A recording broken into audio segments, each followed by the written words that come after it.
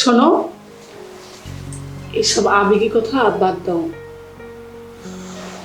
তোমার দরজা আমি চিরতরে তোমার জন্য বন্ধ করে দিয়েছি।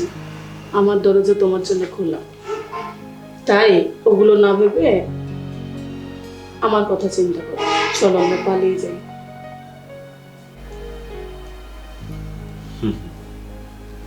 কিন্তু দাদা, আরে তোমার দাদার কথা চিন্তা করতে হবে না। আজকে খাবারে আমি ঘুমের ওষুধ মিশিয়ে দেবো।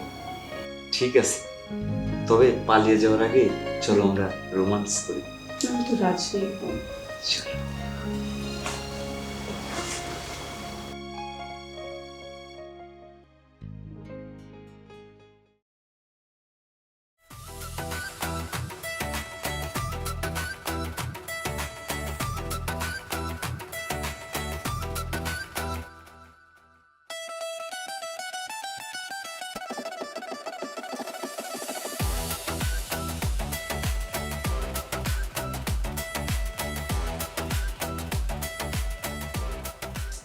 ফটিক, আই ফটিক, কি হয়েছে?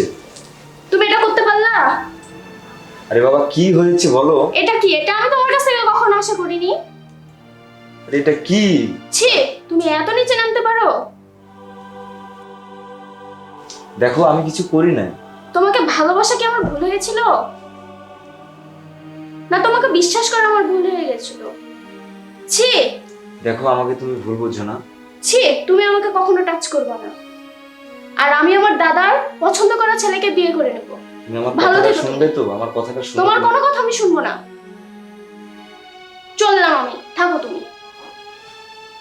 আরে যাও যাও, যা কিছু করছি তোমার জন্যই করছি।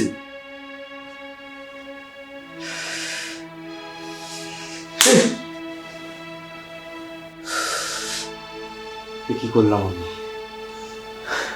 বৌদির কথা শুনে পুরো ফেঁসে গেলাম। না, এটা ঠিক করে নেই। চলে যাব। আমি আর এখানে থাকবো না, এক মুহূর্ত থাকবো না। বলতে আসবো? হ্যাঁ আসো আসো, দরজা তো খোলাই আছে।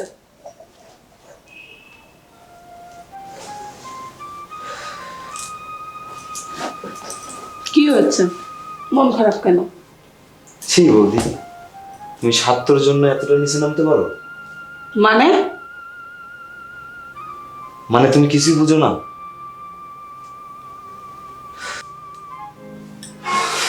শোনো, এসব আবেগী কথা বাদ দাও। তোমার দরজা আমি চিরতরে তোমার জন্য বন্ধ করে দিয়েছি। আমার দরজা তোমার জন্য খোলা। তাই ওগুলো না ভেবে আমার কথা চিন্তা করো। চলো আমরা পালিয়ে যাই।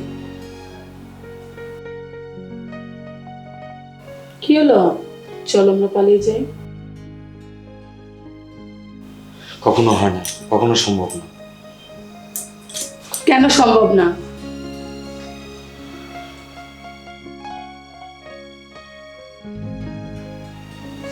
কি দিনে আমি আমার মধ্যে থেকে তোমাকে কি পাওনি সেটা বলো।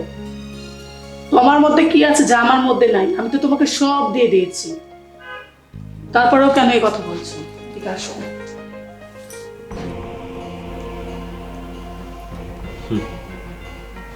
কিন্তু দাদা, আরে তোমার দাদার কথা চিন্তা করতে হবে না। আজকে খাবারে আমি ঘুমের ওষুধ মিশিয়ে দেবো। বুঝতে পেরেছো? তোমার দাদা যখন গভীর ঘুমে মগ্ন, তখন আমরা খুব সুন্দর করে ভাগ গুছিয়ে পালিয়ে যাবো। ঠিক আছে? তোমার না বৌদি অনেক বুদ্ধি। বুঝতে হবে। ঠিক আছে, তবে পালিয়ে যাওয়ার আগে চলো আমরা রোমান্স করি। আমি তো রাজি। চলো।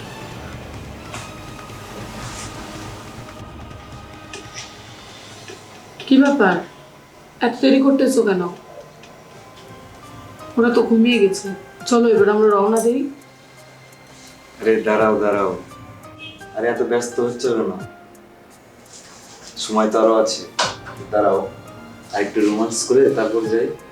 রোমান্সের অনেক সময় আছে, আর এখানে যতক্ষণ বসে আছো তার থেকে এই বসাটা আমরা স্টেশনে যে বসি। প্লিজ চলো, বাসা থেকে বের হই প্লিজ। বাহ বাহ, ভালোই তো সাজিয়েছো ফটিক। আরে তোমরা ঘুমাওনি? দুধ খেলে তো ঘুমাবো, হ্যাঁ? আর যদি ঘুমিয়ে যেতাম তাহলে সিনেমাটা দেখতাম কিভাবে? এই ফটি, তোমাকে অনেক ধন্যবাদ ভাই, তুমি খুব ভালো কাজ করেছো। তার মানে এগুলো তোমার প্ল্যান? হ্যাঁ, আমাদের প্ল্যান ছিল। আমাকে ক্ষমা করে দিও ফটিক, আমি বুঝতে পেরেছি তুমি পরিস্থিতির শিকার হয়ে এসব করেছো। তার মানে তুমি আমার সাথে প্রতারণা করলে, আমাকে এভাবে ঠকালে? ওই তুমি আমার সাথে যা করেছো তাই তোমার সাথে করলাম। শোনো, তুমি বিশ্বাস করো, তোমার বোনের সাথে ওর লটর ঘটর চলছিল। আমি তোমার বোনকে বাঁচানোর জন্য এবং ভালো ঘরে বিয়ে দেওয়ার জন্য আমি ওর কাছ থেকে ওকে টেনে নিছি।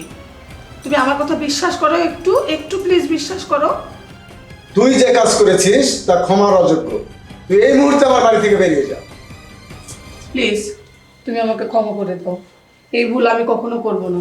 প্লিজ তুমি আমাকে প্লিজ ক্ষমা করে দাও, নেক্সট টাইম এগুলো আর হবে না প্লিজ। ছাড়ো, তুমি যে কাজ করেছো তুমি ক্ষমার অযোগ্য।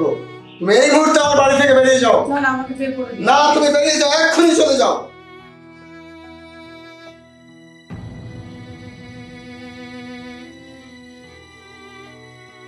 বোন, তুই কোনো চিন্তা করিস না, কালই আমি ফটিকের সাথে তোর বিয়ে দেওয়ার ব্যবস্থা করছি।